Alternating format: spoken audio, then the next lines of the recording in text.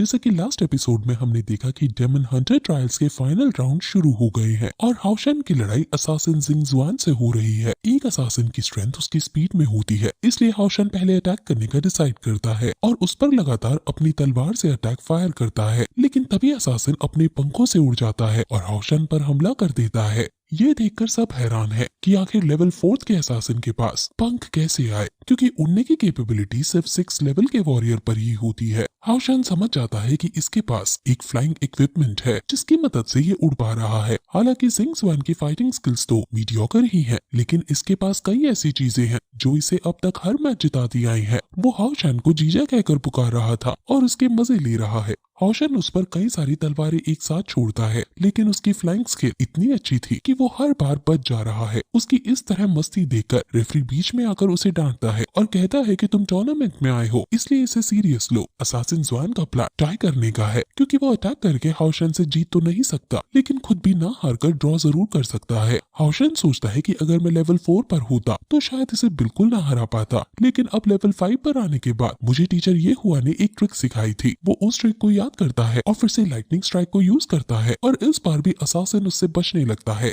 लेकिन तभी हाओशन अपनी आंखों से असासिन को लॉक करता है और अब उसकी लाइटनिंग स्ट्राइक असासिन के ऊपर ही आने लगती है। ये स्किल ही वो है जिससे असासिन को ज्यादा डर लगता है, क्योंकि ये स्किल उनकी स्पीड की एबिलिटी को नलिफाई कर देती है, क्योंकि वो कितनी भी तेजी से भाग ले कभी ना कभी ये अटैक उनको टकराएगा ही। अब ऐसा ही होता है और असासिन नीचे गिर जाता है। हालांकि उसे चोट नहीं लगती, लेकिन हाओशन ने सिर्फ उसके पंखों पर ही हमला किया था। उसके पंख टूट जाते हैं और वो फिर खुद ही गिव अप कर देता है और खुशी खुशी जीजू जीजू कहकर हाओशन के पास आकर उसकी तारीफ करता है और फिर उसे एक गिफ्ट देता है। उसमें सायर उसकी वेडिंग स्टैचू बनी हुई थी और फिर हाओशन कुछ भी नहीं समझ पाता कि आखिर इसने ये मुझे क्यों दिया, क्योंकि हाओशन के मन में अभी शादी तक बात नहीं आई है। और फिर अगला मैच हीलर सिमाजियान का और सेज लिनजिन के बीच होता है। लीजिन इनका मैच देखने के लिए काफी उत्सुक है और रेफरी अब अनाउंस करता है कि क्योंकि हीलर अटैक में अच्छे होते हैं, इसलिए अगर ये लोग 10 मिनट तक ज्यादा टिक जाते हैं तो इनको जीता माना जाएगा। लिनजिन को अपनी शक्ति पर घमंड है और वो अपने फायर एलिमेंटल मेज को निकालकर कहता है कि भला ये हीलर मुझ लेवल 5 वाले नाइट को हरा पाएगा। लिनजिन लिक्विड एनर्जी को कंट्रोल करने में मास्टर था और वो फायर को लिक्विड एनर्जी की तरह यूज करने लगता है। वो लिक्विड एनर्जी से बहुत बड़ा फीनिक्स भी क्रिएट कर लेता है और हीलर से गिव अप करने को बोलता है। लिनजिन सपने में भी देखने लगता है कि कैसे हीलर ने गिव अप कर दिया है और वो हीलर के ऊपर चढ़ा हुआ है और सब उसकी तारीफ कर रहे हैं,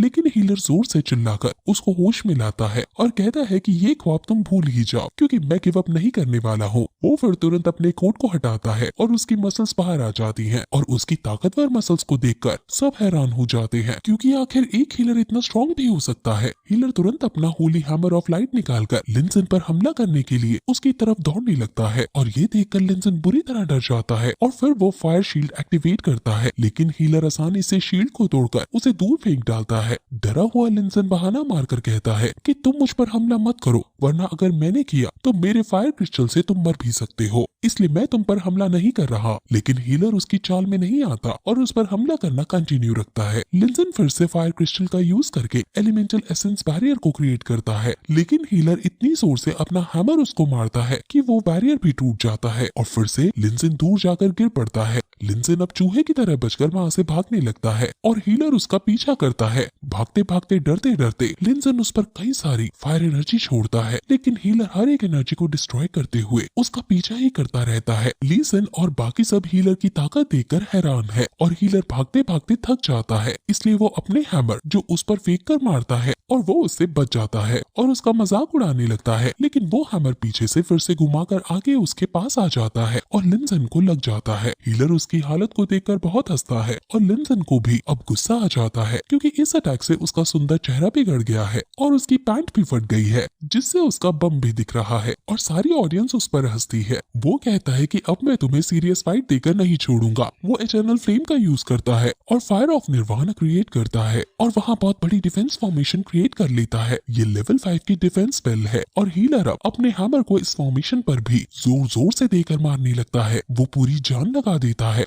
और बहुत बार मारता है, लेकिन उसका डिफेंस नहीं टूट रहा होता। ली सिन ये सब देखकर हैरान है, क्योंकि आमतौर पर हीलर और विजार्ड्स की लड़ाई में विजार्ड्स अटैक करते हैं और हीलर डिफेंस, लेकिन यहाँ तो उल्टा ही हो रहा है। लिन सिन ने एक भी बार अटैक मैजिक का यूज नहीं किया है, और जरूर लिन सिन के बारे में कुछ तो स्ट्रेंज बात है जो सबसे छुपी हुई है। लिन सिन हीलर से कहता है, तो तुम अब हार मान रहे हो या फिर मेरे डिफेंस को तोड़ने की अब भी हिम्मत रखते हो। हीलर को और गुस्सा आ जाता है और वो फिर से बार बार उस पर स्ट्राइक करने लगता है। इस डिफेंस को यूज करने में लिन सिन की स्पिरिचुअल एनर्जी यूज हो रही थी और हीलर का प्लान उसकी एनर्जी को डिप्लीट करने का था, लेकिन लिन सिन बताता है कि उसके पास कई सारी पिल्स है जो एक बार में उसके स्पिरिचुअल पावर को बढ़ा सकती हैं। वो कहता है कि भला ये क्या चीटिंग है, जिस पर वो कहता है कि पिल्स को यूज करना चीटिंग नहीं है, अब तुम अपनी हार मान ही लो। इस पर वो और जोर से गुस्से में आकर अब फुल पावर का यूज करते हुए अपने हैमर को डिफेंस में मारने के लिए जाने लगता है, लेकिन रेफरी उसे रोक देता है और कहता है कि कंपटीशन खत्म हुआ और हीलर सिमा जियान की जीत हुई। ये सुनकर लिन सिन हैरान हो जाता है और कहता है कि आखिर ऐसा कैसे हो सकता है, वो मेरी डिफेंस तोड़ ही नहीं पाया तो कैसे मैं हार गया।